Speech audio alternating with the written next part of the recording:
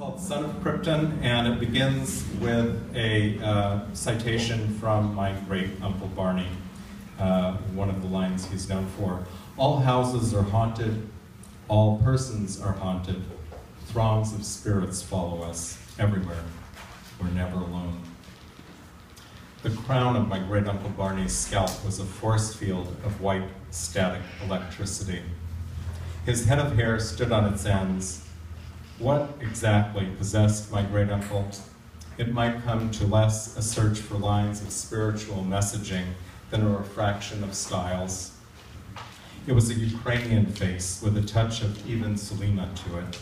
Poets call this force la muse. My father's uncle, Barney, brought Superman to television. Zorro, Three Musketeers, Flash Gordon, a handful of characters Barney put into capers for his earliest film.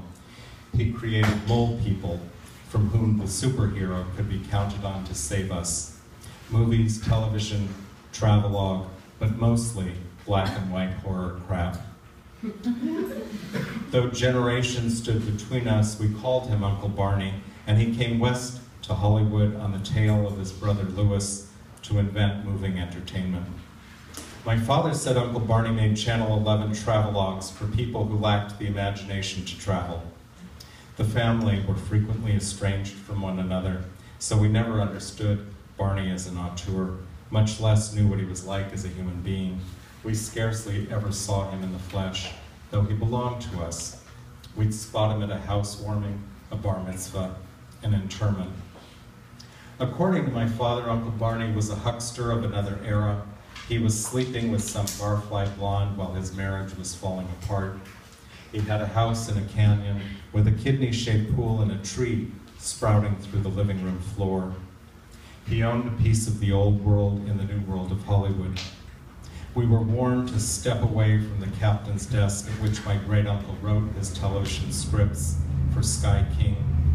I imagined the desk might have been salvaged from the ocean depths. Barney's hands were that white, as if dipped in talc, but so was everything about great Uncle Barney, white right down to his shellacked hair. It stood on his head as an augur of an era yet to come. 10 years later, I wore the coils of my own hair in tall spikes like Barney, achieving my inner punk superhero with only gobs of gel. I thought families got along like mine did, having little to do with one another, while remaining family more or less. Barney's photos popped up once a year with a new wife in a cardboard box of relations my mother kept in a closet. We only ever got into the box to see people we never really knew. The dead, the estranged, the ones left behind in the old world. Barney's career took place during the golden era in Hollywood. Bela Lugosi, Boris Karloff, Lon Chaney, among those actors typecast by my great-uncle. The Ape Man, the mysterious Dr. Satan, ghost on the loose. Those were Barney's elixir, his constituents, his veneer. Television helped put Barney on the map. The work found its way to living rooms throughout America. Early television offered a very quick supply of freak merchandise at the peak of its demand. This broadcast to a world eager to conjure up more externalized experience. While alive, Barney hardly ever seems to have put us in his line of vision. He continued to produce a ton of work until he bit the dust. I think about Barney's words, throngs of spirits following us everywhere, we're never alone. Was it a spirit manipulating Barney's tongue, his wrist, Barney's inner zombie? I wonder now, did my great-uncle get his clipped punctuation down as he might have done had he not worked fiendishly in low-budget TV? It's hard to see from here. I tremble at punctuation. The whole family possesses terrible handwriting and a droll wit. In Barney, that sensibility would produce occasionally quotable dialogue. They're all dead now. Uncle Barney was one of the first to go. I was the last one to see him. I took the call from Barney's new wife, Susan, whose platinum blonde hair my father said was made of wood. Her slurred words immediately stung, though she laughed so hard at first I couldn't quite take it in. Suddenly I understood. Barney was dead. I should ask my father not to call her. Susan was insistent on this point.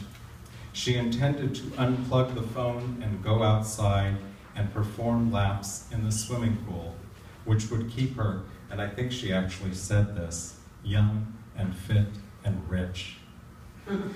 Sunset Boulevard, I understood. At the same time, I've lost my place. Sunset Boulevard, I understood. Barney was following the spirits he was haunted by around her in those fluid depths. So was my great-uncle Barney onto something? Not just the aspect of eternal rest, but of being haunted in the ever after. For my father, his uncle's death was sad because he'd known him all his life and was a little bitter over Barney's new wife, this blonde stranger who now had Barney's money to herself. Her indifference to the fact that his uncle was dead was grim. Those were earthly concerns. My memories of Barney are so vaporous, they shimmer in the light cast by my eyes. We were hardly in his sight. Even though the photo album of my parents' wedding was made by Barney, his signature on the back of each photo, there is no other evidence Barney was closer to us back then. Yet, my fingers fly along today, alive through forces only part their own, remarking and preserving it. Thank you.